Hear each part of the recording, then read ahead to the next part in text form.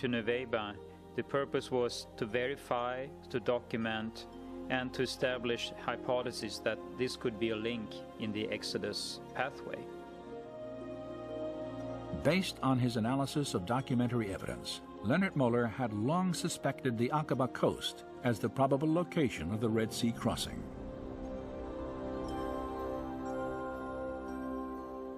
In 1997, he heard reports from other divers who claimed to have found unusual coral structures, some resembling the shapes of chariot wheels. Moeller decided to investigate these claims for himself. The first time I was diving there, of course, we were then looking for possible artifacts. And I had seen on some pictures what we could look for. I was skeptical and excited, because if this is the place for the crossing, then of course that's a big thing. So I was excited about that. But I was also skeptical because 3,500 years, that's a long time. But if Nuweiba is the crossing site, then of course you would expect to find remains of the Egyptian army.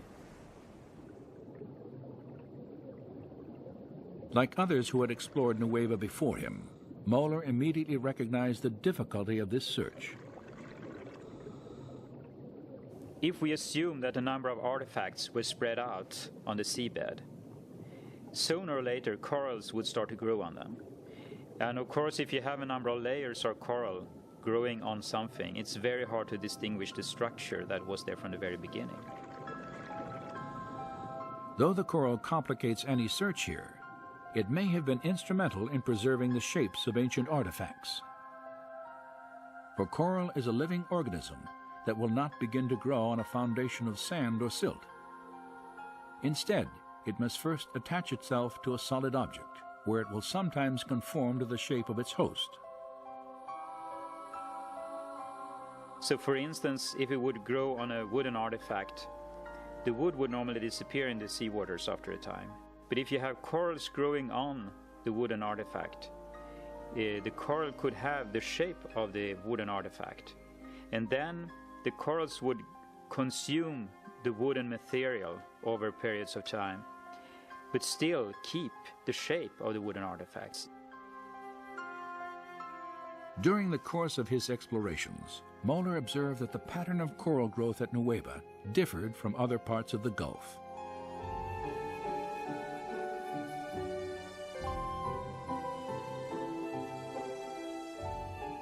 Unlike the coral at the northern and southern ends of Aqaba, which often forms large, dense reefs, some covering many acres, the formations at Nuweiba Beach are generally smaller and scattered randomly across the sea floor.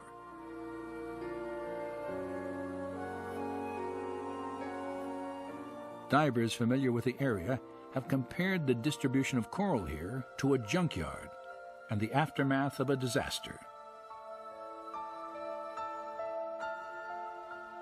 This description is fitting, and among the strange formations in these waters, many display features indicative of human engineering.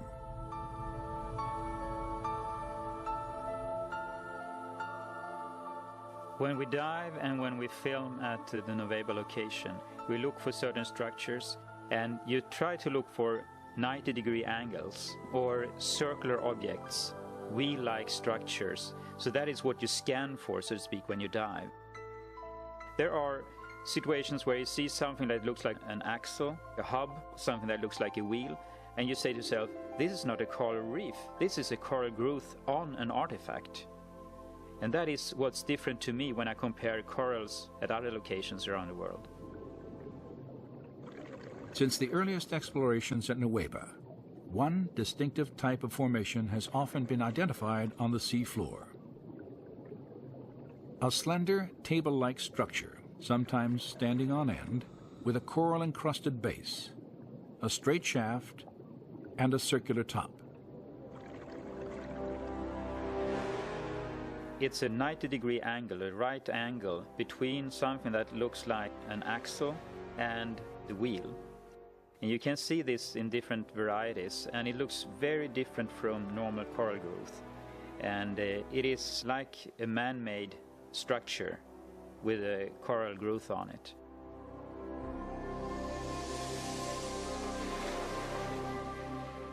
While most of the possible artifacts found off the coast of Nueva are covered with coral, one significant discovery was not.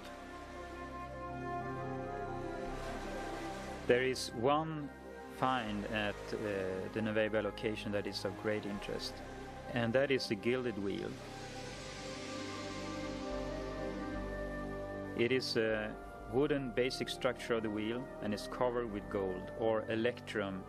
It's a mixture of silver and gold, and corals have not been able to grow on it. It's been very well preserved. Although it's very fragile, it seems like the wooden content has been dissolved. So I mean, you could break it if you would try to remove it. After its discovery, the fragile wheel-shaped veneer was photographed, then left in place on the sea floor.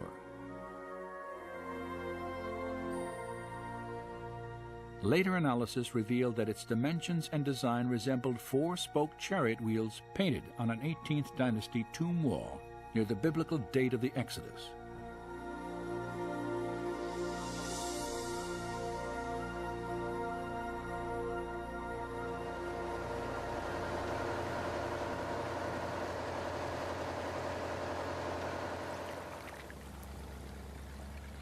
After reviewing photographic evidence and making several dives of his own, Moeller concluded that a more systematic investigation of the Nueva seafloor was warranted.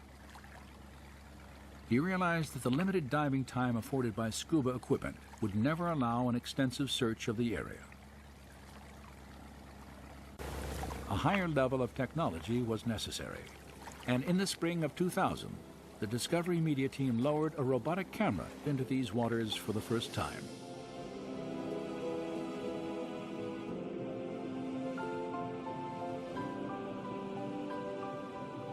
This has never been done.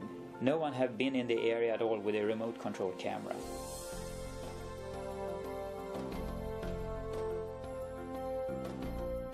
Controlled from the ship, the camera was maneuvered across the seafloor, transmitting video images for study and evaluation. We have been down to some 80-90 meters, so we can go deeper down that we can't do with ordinary diving, and we can be down as long as we like. As in his previous searches at Nueva, Moeller scrutinized the coral for specific shapes. We can see that because it's a 90-degree angle. You see the seabed here, there are some structures that are just a little bit above the surface of the seabed. They have a cross-like appearance, it's 90-degree angles, and there's a hole in the middle. So the hub would be here? Possibly a hub there, yeah. And the wheel would be a circle around. This would be the rim of the wheel here? Yeah. Okay. So this could be a spoke here, possibly? Yeah, possibly a spoke? Yeah. What would the diameter of that rim be? That's a good question, but we would expect it to be about 1 meter, about 3 feet wide. Okay. In diameter.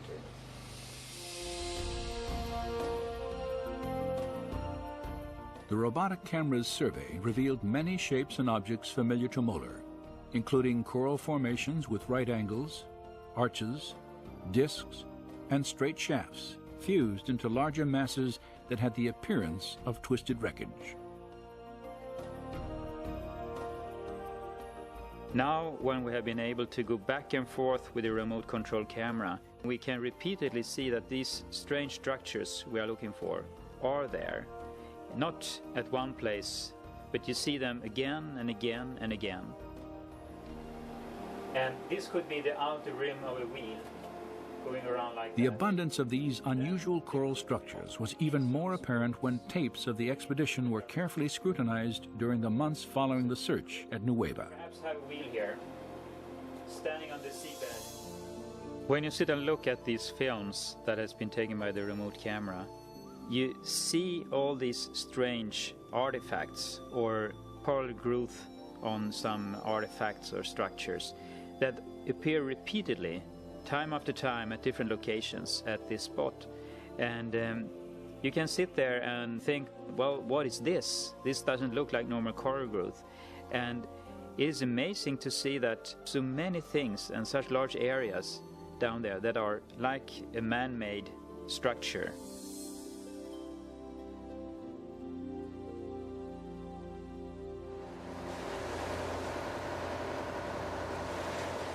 While the robotic camera logged hours of video documentation, Viveka Pontien and other divers on a second research vessel used metal detectors to evaluate specific structures on the sea floor.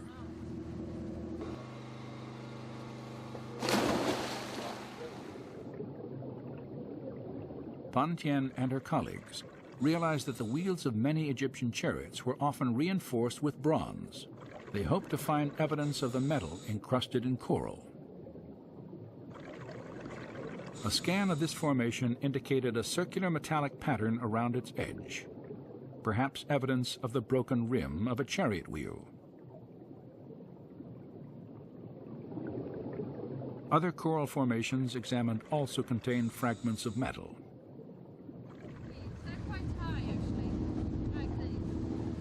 Viveka Pontien's interest in this research was heightened by a discovery she had made 3 years earlier, 8 miles due east of the Nueva Peninsula.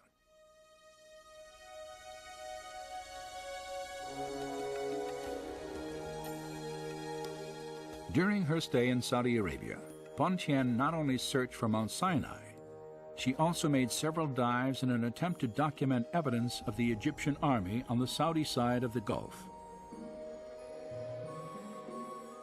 And the Bible tells that Israel saw the Egyptians lying dead on the shore after they came across. So I figured there must be some stuff on the Saudi side. At one spot there is like a very shallow sort of land tongue going out in a straight angle towards Nueva. You could tell it by the shift of the color of the water. You could see how it was turquoise far out, you know.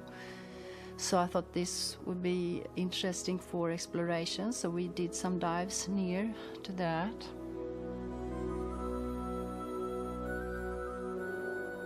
The scattered, irregular coral formations on the Saudi side of Aqaba resemble those previously found off the Nueva Peninsula.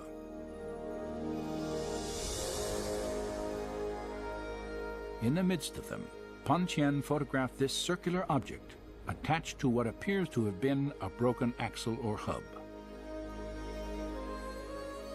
This discovery was significant for two reasons. Pontien had documented the coral-encrusted form of a wheel with dimensions similar to ancient Egyptian artifacts, directly across from the proposed Nueva crossing site. Her find also provided independent confirmation of earlier evidence establishing wheel-like formations on both coasts of the Red Sea, in accordance with descriptions in the biblical record. And the Lord looked down on the Egyptian army, and he made the wheels of their chariots come off.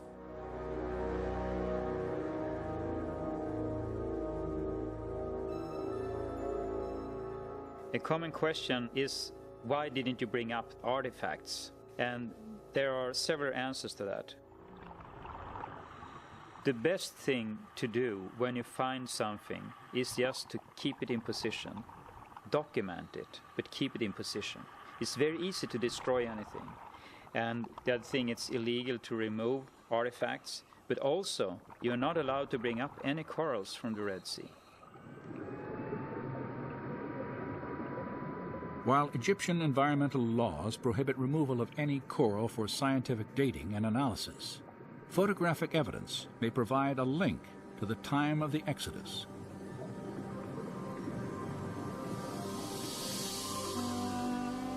And the thing is, I use the same methodology that I do in the laboratory. And if DNA is an ancient text, if you like, we have ancient text also in the Bible. So in one way, it's very similar. But you can use a scientific approach and see if you can verify these events and if you can find connections, etc. And that is what I've been working with. And you can call that forensic medicine, if you like. Forensic medicine. And by the way, there are a lot of forensics at the bottom of the Gulf of Aqaba because you've found the evidence of a disaster. And the disaster, of course, is well documented in the Bible. Pharaoh's army was destroyed there. A lot of people think that's a fiction. You don't think it's a fiction. Well, again, when I follow the story and you end up at that location, at Yam Suf, that is called in the Bible, in the Hebrew Bible, then, of course, you must investigate the seabed. And first you see the character of seabed, and then you can actually do a lot of finds. And these finds represent remains of animals and humans and chariots and other things. And that just represents a disaster a long time ago. But put into the context of the whole event and the things before and after, it is a piece of evidence, as in a court case. Beginning at the Nueva Peninsula, the wash over the centuries has created sort of a land bridge across the Gulf of Aqaba there, all the way to Saudi Arabia. And then the wash coming down from Saudi Arabia has helped to put that land bridge together. It's just an amazing thing. If you remove the water, you could actually walk across. Yeah, the interesting thing is that, as you say, it's from two different directions. It has been washed out of these wadis, a lot of gravel and sand material. So in this very deep part of the seas we have on Earth, it's actually 6,000 feet deep. We have what we can call a kind of an underwater bridge. The interesting thing is that if you remove the water there, you're on dry ground, because it's this gravel character, so the water immediately disappears. Yeah, and it's it's not solid ground for horses or chariots or whatever. One of the things that had to be fulfilled at the crossing site. Now, when you put an underwater camera down under there, and when you did diving in that area, you found what appeared to be chariot wheels. Yes, we found things that have that appearance with a hub and spokes in different directions. We can see human skeletons. We can see different parts of, let's say, the femur, this part of the body. We have complete skeletons from humans that we can see. We see horse skulls, and it seems like it's twisted into one another as a kind of disaster. It's something that just happened and forced these together, and yes, things like that. Amazing. From the ancient maps that you've collected, you found that the land of Midian is over there just on the eastern shore of across from the Nueva Peninsula. Yes, in today's Saudi Arabia. And if we look at ancient maps and we look at documentation, whatever, the land of Midian has always been on the east coast of the Gulf of Aqaba, and it's still today called Majan in Arabic. So that is the land of Midian, and there we find all the other things. Wow. Including Mount Sinai in Saudi Arabia. That's what's so fascinating. The god of the unknown as they would be sailing south. So it just doesn't match. The Nueva site is interesting in that when you travel to this portion of the Gulf of Aqaba, the children of Israel would have, if they took this route, would have come to a place where there is a large sandy beach that abruptly ends a journey across the Sinai Peninsula. And what is unique about this particular area is a fellow by the name of Ron Wyatt discovered that not only was this a good, likely place for the Exodus to take place, but he discovered in looking at this very deep Gulf of Suez that there was an underwater land bridge. Rather than it being 2,000 to 4,000 feet deep, there was a bridge of land linking the Sinai Peninsula with the land of Midian, and it was only about 200 to 300 feet below the surface. Gentlemen, good morning. Morning. Morning. Mr. Wyatt, you there in the middle, and Yes. your sons on either side. Why did you, I didn't know that Mount Sinai was in Saudi Arabian territory. Why did you think it was? We found some chariot parts that looked like the chariots found in King Tut's tomb in the Gulf of Aqaba, west of this Jebel El Lawz. We found these at depths from 60 feet out to 200 feet and over a stretch of about 1.5 miles. And we believe that that was the crossing site. And so in the biblical narrative, they arrived at Mount Sinai after crossing the Red Sea. The language in the Bible indicates that they stayed in a mountain, enclosed in a mountain. So an aerial map showed that this Jebel El Lawz had a large valley enclosed in the rim of an ancient volcano. There's about 5,000 acres in there. We felt this was the place. And in Exodus 24:4 and in Leviticus 6:28, 11:33, and 15:12, it tells of some artifacts that were to be found. There was to be 12 pillars of stone and an altar and some pottery. And so this is why we looked at that particular mountain. Across the valley floor from the base of Mount Sinai lie the remarkably preserved remains of the altar to the golden calf. Once again, I was miraculously able to slip inside the fence undetected and record the images of cattle literally covering these rocks. These petroglyphs, or rock carvings, represent distinctly Egyptian gods, with Hathor being the female representation and Apis the male. These gods were actively worshipped in Egypt during the time that the Israelites were held captive there. The story is relayed to us in the 32nd chapter of Exodus, where the people grew restless, waiting for Moses to return from the top of Mount Sinai. The people told Aaron, "Up, make us gods to go before us." Aaron took their gold and fashioned for them a molten calf with a graving tool. What is intriguing about the story is that he fashioned a single idol, yet said, in sight of all of Israel, "These be thy gods, O Israel, which brought thee up out of the land of Egypt." The scripture makes the same point later in the chapter when Aaron is explaining what happened to Moses. He claims the people wanted gods to come before them. So he took their gold out, and out came a calf, once again singular. Looking at this site, however, the scripture becomes beautifully clear. Aaron prepared an altar to the idol, and then set the calf on the very top. The cattle you see here were carved right into the rocks upon which it sat. Standing back from the spectacle, one would have seen a golden calf sitting atop the rock carvings of Apis and Hathor, their former Egyptian gods. The calf, along with the images beneath it, would have been correctly spoken of as plural. "These be thy gods, O Israel."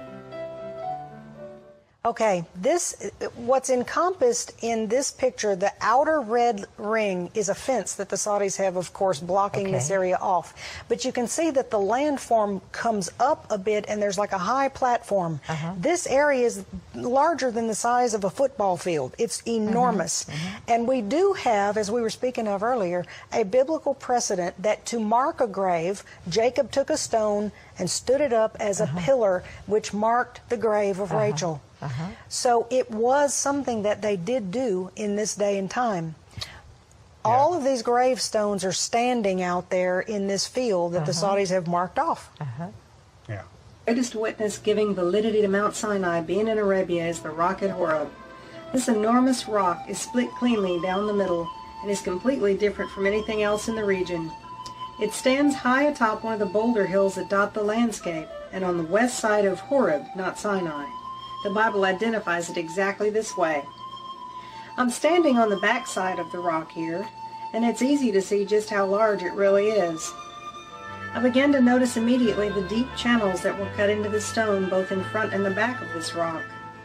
You can see one of these channels clearly here. With rainfall every 10 years amounting to less than an inch here, these very obvious cuts made by copious water flows were indeed compelling. Again, the channels are obvious.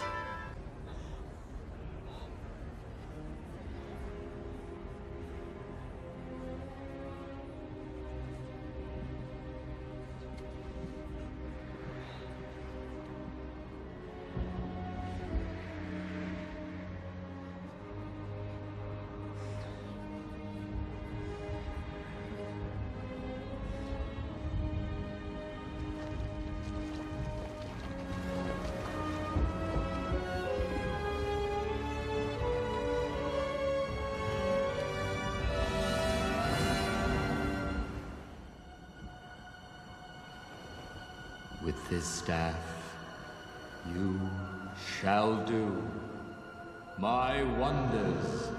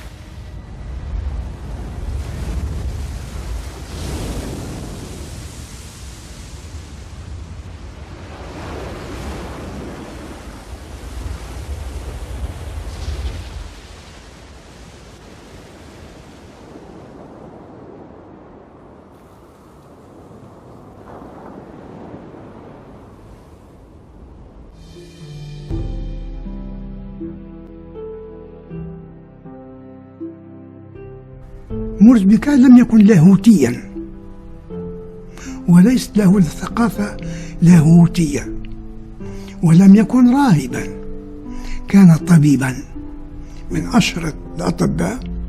The Parisian gastroenterologist of fame and the passionate Egyptologist Dr. Maurice Bucaille enjoyed the merit of combining his scholarly knowledge of the biblical and Quranic texts with his ancient Egypt background to embark on a new journey that crowned his quest for harmonies of the Holy Writs with modern science.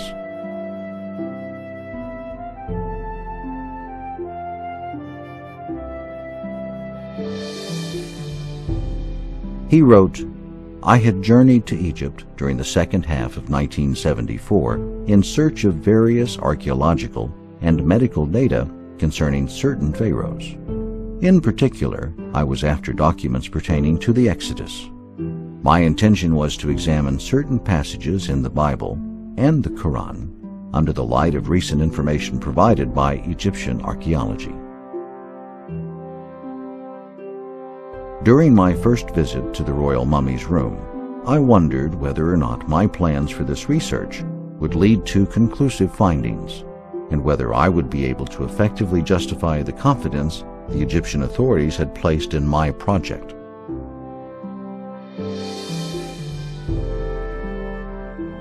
My access to the Egyptian Museum in Cairo, where my studies were to be carried out, was due to President Sadat, who had given direct orders that I was to be allowed to perform any type of research, providing, of course, no damage was done to the mummies. In my own country, I was not officially entitled to carry out such research, nor was any endorsement given to me by the French government or a university. My presence at the museum, where I was very kindly granted every possible facility for research, was uniquely the result of personally contacting certain people. My initial contact was Mrs. Sadat, whom I knew through my medical practice. Her family had granted me its confidence after the successful treatment of a family member. I took the opportunity of informing Mrs. Sadat of my conclusions regarding the likelihood that a particular pharaoh may have taken part in the Exodus. At that time, however, my theories were supported merely by data drawn from my study of history, archaeology, and hieroglyphic texts.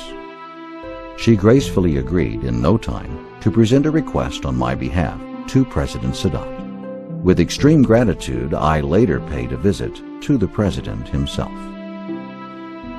At the time, there was not a single harbinger that might have helped me foresee the developments that were to follow.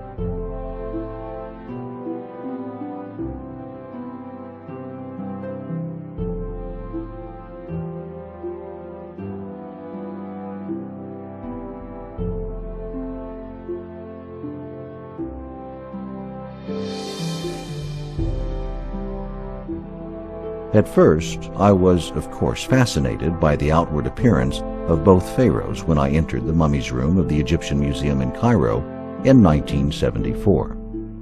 In that year, 3,212 years had elapsed since the death of Ramses II. The only parts of the body of Ramses II that were visible to visitors in 1974 were the head and the left hand, the rest being draped with coarse linen not unlike burlap. The mummy was laying supine in an open coffin, visible through the glass sides of a rectangular display case with a removable glass cover. How the mighty had fallen! The sight of the hand, a symbol of power and force, led me to imagine Ramses II as a young sovereign and warrior during the first 20 years of his rule.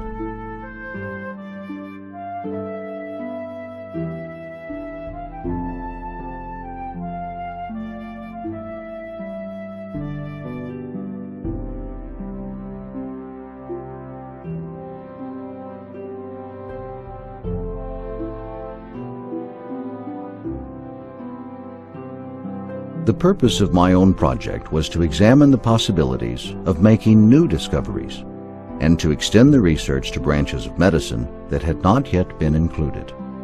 The research was to focus on the remains of two pharaohs. Mernptah, research in the field of forensic medicine, was to prove of great value in determining the cause of his death, and Ramses II, thought by many biblical scholars to have been the pharaoh of the Exodus. It seemed to me that the experts' arguments were weak in terms of factual evidence, and that precise data on the condition of the pharaohs at the end of their lives could cast light on the matter, providing indisputable evidence. Our earlier studies had already shown that the mummy of Ramses II, and likewise other pharaohs' mummies, had suffered serious damage before the bodies of numerous kings were discovered in the necropolis at Thebes nearly a century ago. In the case of Ramses II, the damage was twofold. First, structural, the extent of which had already been determined by X-rays, and secondly, biological, the causes of which had already been discovered as well. I discussed these problems several times during my talks with President Sadat and those around him. On January 23, 1976, President Sadat announced his decision to entrust the mummy of Ramses II to France. He asked me personally to announce the measures that needed to be taken to rescue the other deteriorating mummies after Ramses' stay in Paris.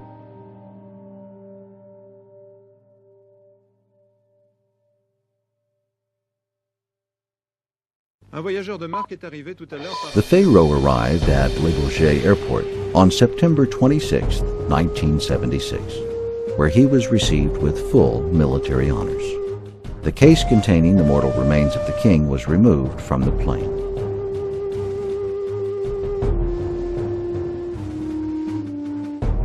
From the airport, the mummy had been transferred to the Museum of Anthropology for hospitalization in one of the specially prepared rooms.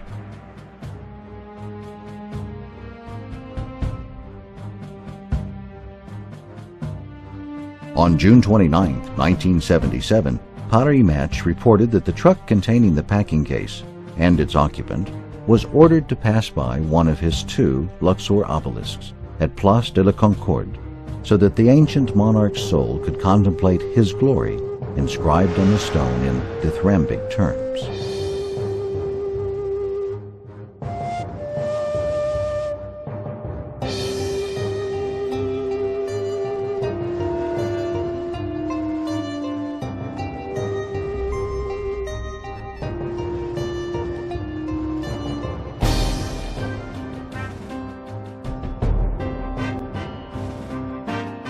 Operation Ramses lasted almost 8 months and was directed by Christian de Roche-Noblecourt, curator of Egyptian antiquities at the Louvre, and by Professor Lionel Ballou, director of the Museum of Anthropology.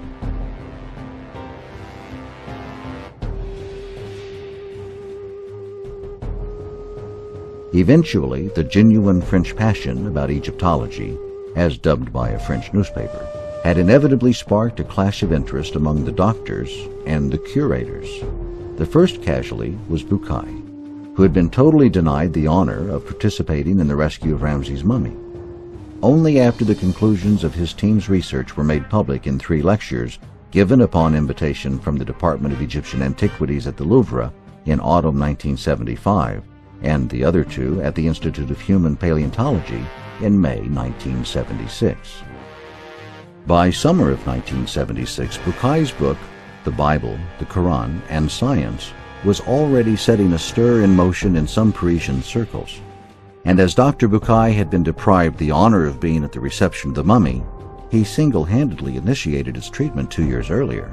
He was denied even attendance at the official farewell ceremony given to the celebrated pharaoh Tuesday morning, the 10th of May, 1977, at Le Bourget Airport.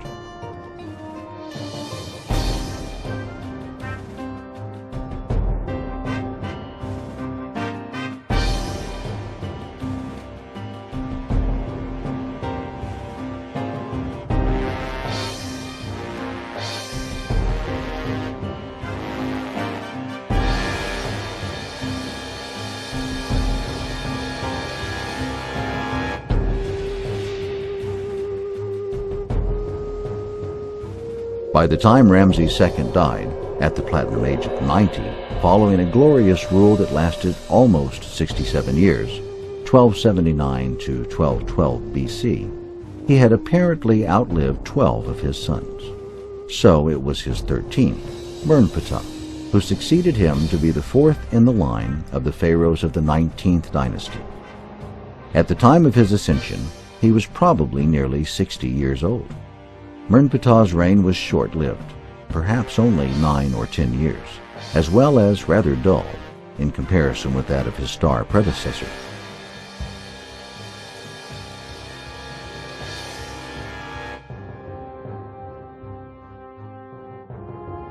According to the Oxford History of Ancient Egypt, he ruled from 1213 until 1203 BC. Mernptah's tomb is marked KV 8 at the Valley of the Kings on the Nile's west bank, opposite of today's Luxor, ancient Thebes. When his mummy was not found in his tomb by 19th century archaeologists, they concluded that his body had drowned and lost forever in the water walls of the Red Sea while pursuing the fleeing Israelites according to the Old Testament's Exodus.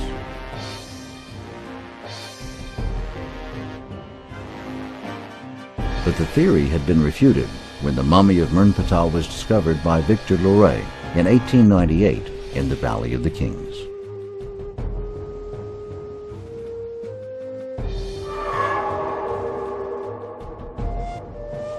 The study of both the Quranic and biblical narrations is specifically interesting here, mainly because the two narrations share a lot in common.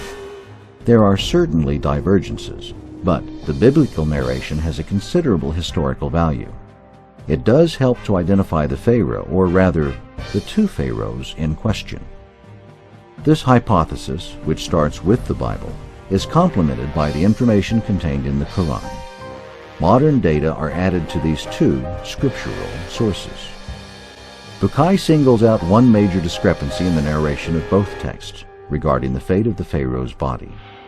The writer of Exodus tells us that after the Israelites crossed the sea without wetting their feet, the Egyptians pursued and went in after them to the midst of the sea, even all Pharaoh's horses, his chariots, and his horsemen. Exodus 23. And the waters returned and covered the chariots and the horsemen and all the host of Pharaoh that came into the sea after them. There remained not so much as one of them.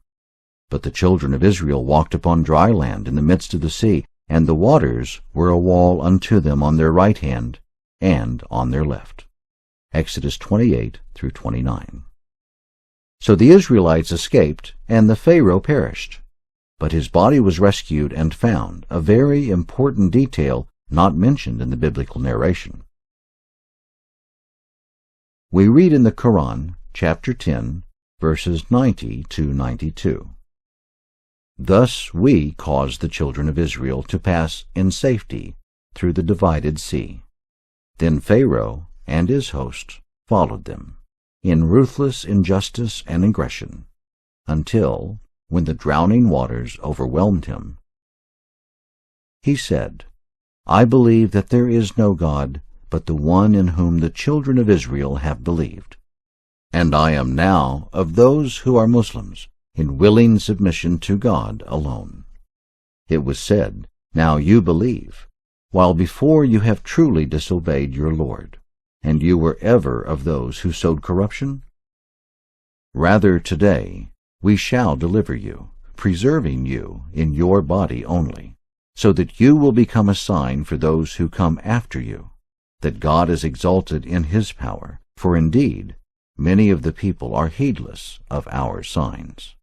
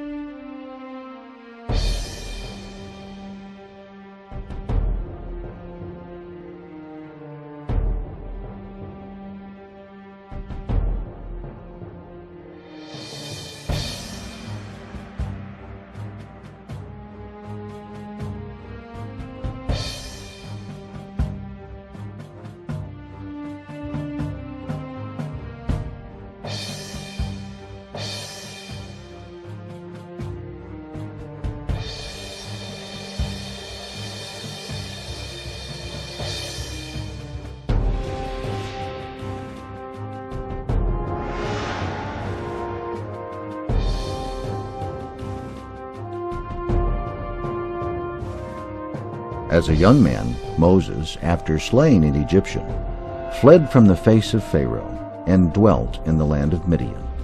Exodus 15. Bukai points out an important detail mentioned in Exodus 23. And it came to pass in process of time that the king of Egypt died. Exodus identifies that king being the one who ordered the Hebrews, by forced labor, to build new cities. And they built for Pharaoh treasure cities of Pithom and Ramses. Exodus 11. Bukai concludes that Exodus, with the returning 80-year-old Moses, could only have taken place during the reign of Ramses' successor. So, one Pharaoh died during Moses' stay at Midian, while the other perished pursuing the fleeing Israelites. Not a single Pharaoh for Moses then, but two: Ramses II, Pharaoh of the oppression, and Mernptah, Pharaoh of the Exodus. Having published the results of his examination of the mummies of both pharaohs, freely conducted in the Cairo Museum during 1974 and 1975, Dr. Bukai had headed on the afternoon of February the 17th, 1976, to the French National Academy of Medicine to present a paper entitled Application of Medical Methods to the Examination of Pharaonic Mummies, in which he introduced the conclusions reached by his Egyptian Franco team. In his book of 1987, Mummies of the Pharaohs, Modern Medical Investigations, Bukai dissects in detail these conclusions. He says, "It was apparent to my colleague Michel Durgon and me that mummification had been carried out with perfect success on the body. Visual examination of it was not enough. However, what we needed was material proof. This we obtained by microscopic analysis of a tiny fragment of the mummy. It was examined under the microscope by Professors Jacques Mignot and Michel Durgon. They were thus able to show the perfect preservation of the smallest anatomical details visible, the transversal striations of the fibrilla, as we have already seen on other mummies. For it to have retained these microscopic features to this day, the body must have been embalmed while in good condition. Otherwise, decay and putrefaction would have set in." Bukai continued, "The lacuna in the right part of the thorax may well have been the result of an injury sustained during the subject's lifetime. The cranial lacuna is of great forensic importance. Its presence may suggest a craniocerebral lesion received during the subject's lifetime, a fracture with a penetrating wound seriously injuring the brain. In all likelihood, this lesion caused a very rapid death." After grueling research, the final conclusion was reached in Bukai's words. This would have brought on death very quickly, and the body had been submerged before or after the pharaoh was killed. Whatever the case, he does not appear to have stayed in the water for long.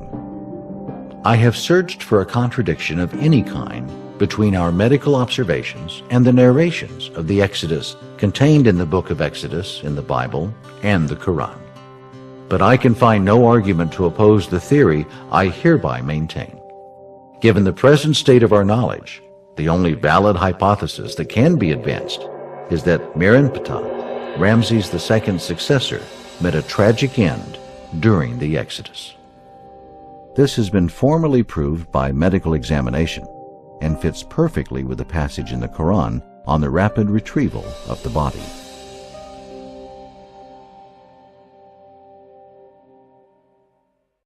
"Rather today we shall deliver you, preserving you in your body only, so that you will become a sign for those who come after you, that God is exalted in his power, for indeed many of the people are heedless of our signs." Here is a material presence of the mummified body of the man who knew Moses, resisted his pleas, pursued him as he took flight, and lost his life in the process. His earthly remains were saved by the will of God from destruction to become a sign to posterity, as it is written in the Quran. Bukai wraps up his argument with a piece of advice for those who seek, in modern data, a proof of the veracity of the Holy Scriptures. He asserts, they will find a magnificent illustration of the verses of the Quran when they see the retrieved body of the Exodus Pharaoh by simply visiting the Royal Mummies Room in the Egyptian Museum in Cairo.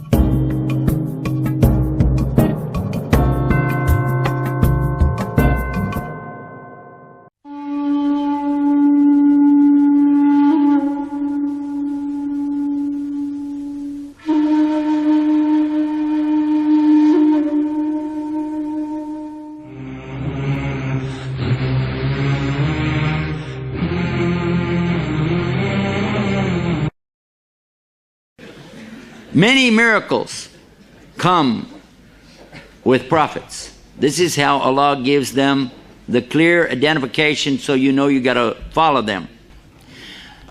It's not mentioned in this book, but most of you will know it when I mention it to you. The most amazing miracle that I know of dealing with the Quran and the Prophet Muhammad sallallahu alaihi wasallam is one that I thought about after I saw a movie called Back to the Future. Haram, haram. Anyway. The movie Back to the Future talks about a guy who goes in the past, then he wants to go back to the future. They had another sequel to it where he goes into the future. Then a third sequel to it where he goes in the future, and then he goes way in the past, back to the Old West, and then goes back and forth. He's going back and forth and back and forth. Michael J. Fox was in that. But I thought about this, and then I thought about something. Nobody could really predict things that happened in the ancient past that people are arguing about. They don't even know what it is for sure. But somebody to predict something in the past and then make a connection with that to something in the future. Do you think somebody could do that? That would be really tough. I want you to take a subject that happened, let's say, 3,000 years ago, okay? And I want you to take that subject and then predict something about it 1,500 years from now, and let's see how well you can do. Well, the good news is you won't be here, so nobody could blame you.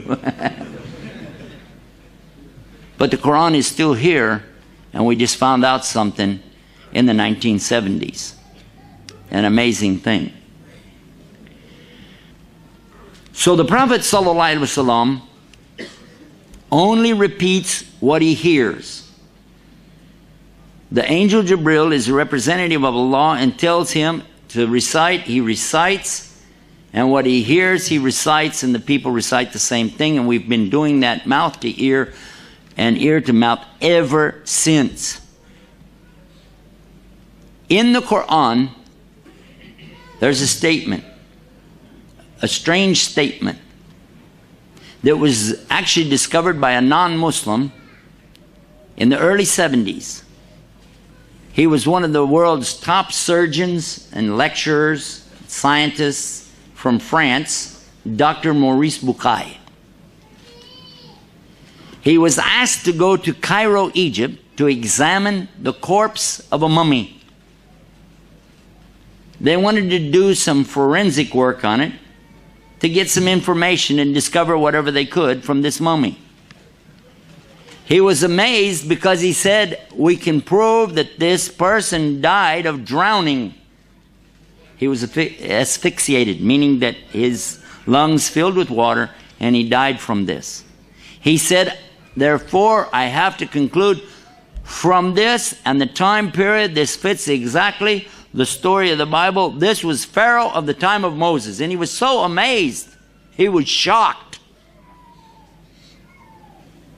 But do you know what happened?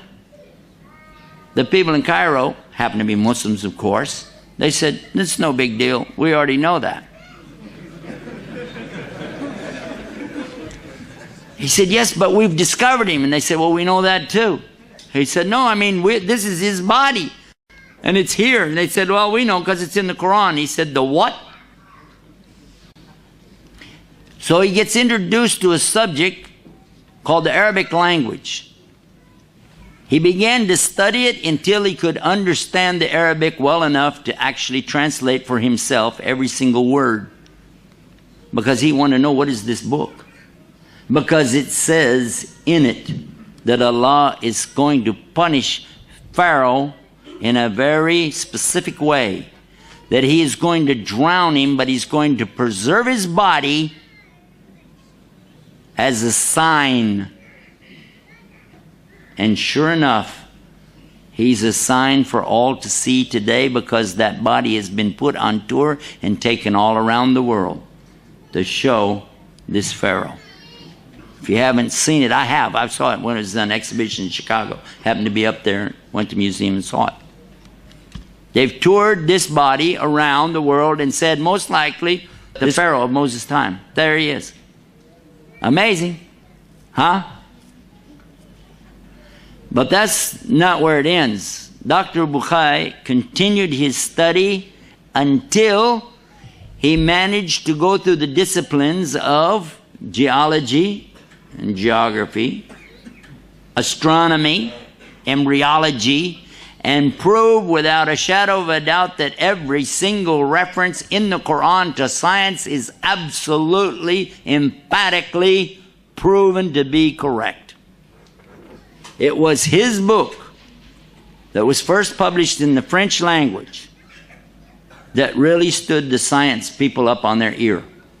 It was translated then into the English language, and it was called in English, the Bible, the Quran, and Science. He wrote another book, The Origin of Man, because it became evident, without any doubt, what Allah had said in the Quran proves there is a God, a creation, and human beings did not come from monkeys. And we believe that as Muslims. Although I still wonder, you know, when I look at my brother-in-law, I can't help but think that, never mind, this is another subject.